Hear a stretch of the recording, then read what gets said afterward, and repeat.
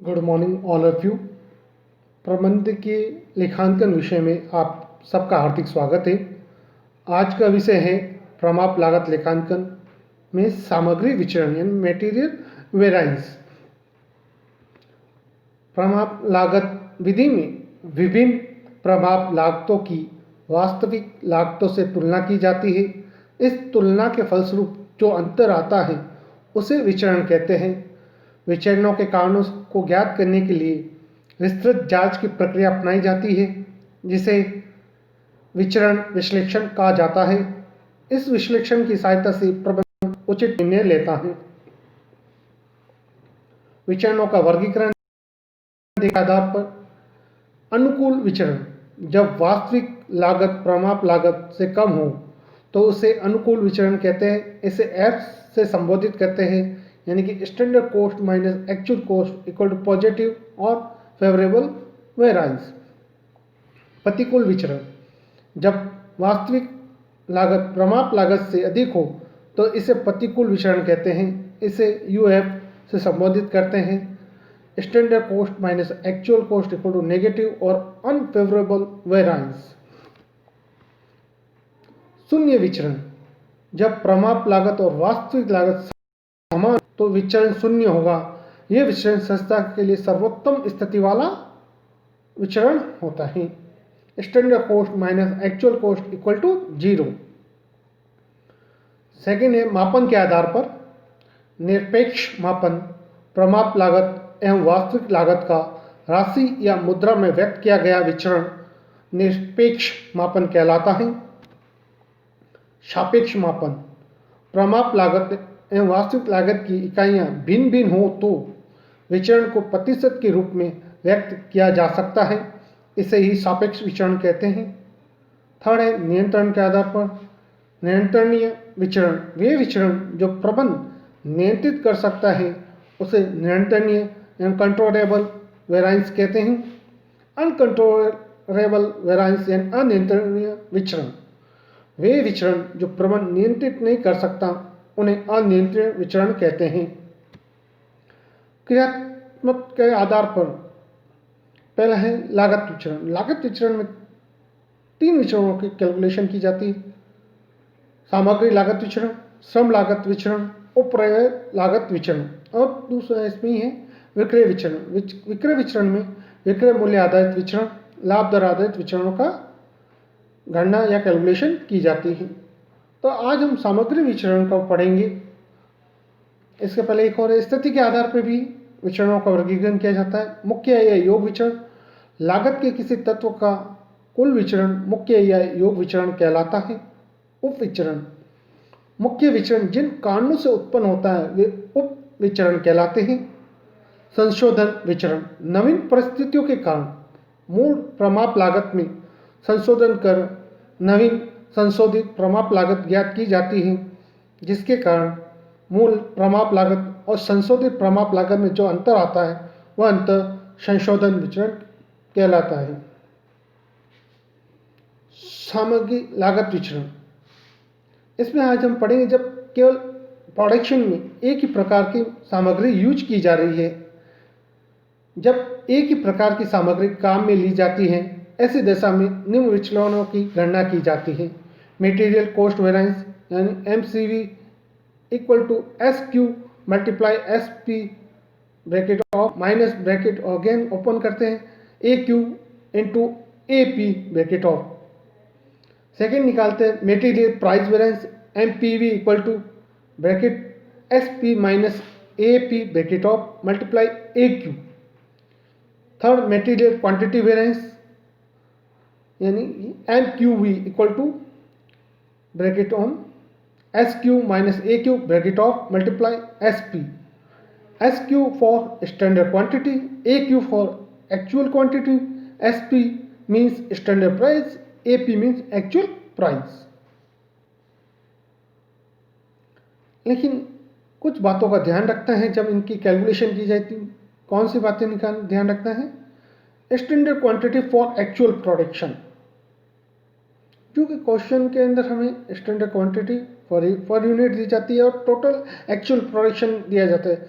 तो टोटल कितनी standard quantity लगेगी फॉर एक्चुअल प्रोडक्शन के लिए, इसकी कैलकुलेशन की जाएगी। किस प्रकार से की जाएगी? तो standard quantity for standard production divide by standard production multiply actual production. तो हमारे एक्चुअल प्रोडक्शन के लिए स्टैंडर्ड क्वांटिटी लगेगी वो आ जाएगी। Second, actual quantity normally it is given in the question if purchase detail and stock detail given then. सामान्यतः actual quantity कितनी हुई है या कितनी कहाँ मिली है उसकी सूचना प्रश्न में दी जाती है।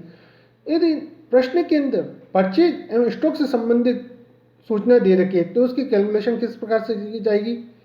Actual quantity equal to opening stock plus purchase minus closing stock. इस प्रकार से एक्चुअल क्वांटिटी की कैलकुलेशन की जाएगी। Third, standard price normally it is given in question if standard cost is given. सामान्यतः दी जाती है, और लेकिन यदि स्टैंडर्ड लागत दे रखी है तो स्टैंडर्ड प्राइस कैसे निकालेंगे? Per unit. Standard cost whole divide by standard quantity, तो स्टैंडर्ड प्राइस आ जाएगी हमारे पर यूनिट की। Fourth number, actual price normally it is given in question if actual cost given then actual price per unit, तो actual cost equal to actual quantity. Fifth number हमें क्या है? प्रमाप इकाइयाँ एवं वास्तविक इकाइयों का माप समान होना चाहिए। जैसे यदि स्टैंडर्ड क्वांटिटी भी केजी में है तो वास्तविक इकाई यानी एक्चुअल क्वांटिटी को भी केजी में कन्वर्ट करेंगे। यदि कोई भी ग्राम में दे रखी है और एक केजी में दे रखी है तो या तो दोनों को ग्राम में कन्वर्ट करेंगे या दोनों को केजी में कन्वर्ट करेंगे, लेकिन समान रूप से एक इकाइयाँ होनी चाहिए। प्रमाप इकाई वास्तविक इकाइयों को माप जिसमें व्यक्त किया जा रहा है तो मूल्यों को भी उसी में व्यक्त किया जाएगा। जैसे प्राइस तो हमें के दे रखी है एक्चुअल की, और स्टैंडर्ड प्राइस हमें केजी में दे रखी है, तो एक्चुअल प्राइस को जो ग्राम में दे रखी है उसको केजी में कन्वर्ट किया जाएगा या केजी के प्राइस को ग्राम में कन्वर्ट किया जाएगा। Next 7 point, material quantity variance को मटेरियल यूजेस वेरिएंस और मटेरियल वॉल्यूम वेरिएंस के नाम से भी जाना जाता है। यानी कि MQV इक्वल टू MUV और MVV सभी एक ही बात है, किसी भी नाम से इनको बोला जा सकता है। मटेरियल कॉस्ट वेरिएंस को निम्न सूत्र की सहायता से प्रमाणित किया जाता है। Material cost variance equal to material price variance plus material quantity variance और material usage variance. If material price variance और material quantity variance equal to MCV है तो इसका मतलब हमारे क्वेश्चन सही किया है, और यदि कुछ गड़बड़ है तो हमें प्रश्न को वापस देखना पड़ेगा। आइए प्रश्न खोल कर देखिए। एक अनुमान के आधार पर 1 किलोग्राम सामग्री से 150 इकाइयाँ बनाई जा सकती हैं। सामग्री का प्रमाप मूल्य 110 रुपये प्रति किलोग्राम है। फरवरी में उत्पादन विभाग को 100 किलोग्राम सामग्री का निर्गमन हुआ जिसका क्रम मूल्य 105 रुपये प्रति किलोग्राम था। इस अवधि में वास्तविक उत्पादन 15,150 इकाइयों का हुआ। जो सामग्री विचरण ज्ञात कीजिए। यानी कि 1 केजी जो किलोग्राम सामग्री यूज कर रहे हो उससे 150 स्टैंडर्ड क्वांटिटी बन रही है, और उसकी स्टैंडर्ड प्राइस कितनी है? 110 रुपये पर केजी। फरवरी में एक्चुअल क्वांटिटी यूज 100 केजी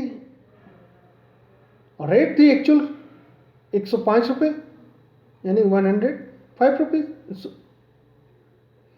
और जो एक्चुअल प्रोडक्शन हुआ वो है 15,150। कैलकुलेशन मटेरियल कॉस्ट वाइज देखिए। फर्स्ट स्टेप हमें क्या करना है? निकालना है standard quantity for actual production.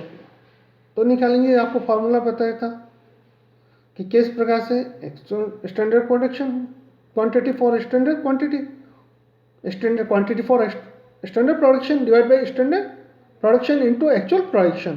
तो 1 divide by 150 multiply 15,150 equal to 101 यानी 101 केजी सामग्री का प्रयोग किया जाएगा यदि एक्चुअल प्रोडक्शन के लिए स्टैंडर्ड के आधार पर। स्टैंडर्ड प्राइस 110 रुपये पर यूनिट पर केजी दे रखी है।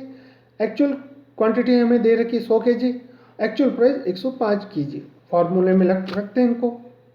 Calculation of variance, first material cost variance आपको निकाला, एमसीवी निकालना बताया था। तो स्टैंडर्ड क्वांटिटी इंटू यानी 101 इंटू 110, इसको ब्रैकेट को cross, minus actual quantity into actual price 100 into 105, इनकी सबकी कैलकुलेशन करते तो 610 फेवरेबल हमारे पास आता है। इसी प्रकार से मटेरियल प्राइस वेरिएंस को भी निकाला हमने, तो 110 माइनस 105 होल मल्टीप्लाई 110 100 इक्वल टू 500 आए हैं हमारे favourable. Material quantity variance M Q V, इसका 101 minus 100 bracket of whole multiply 110 equal to 110 favourable.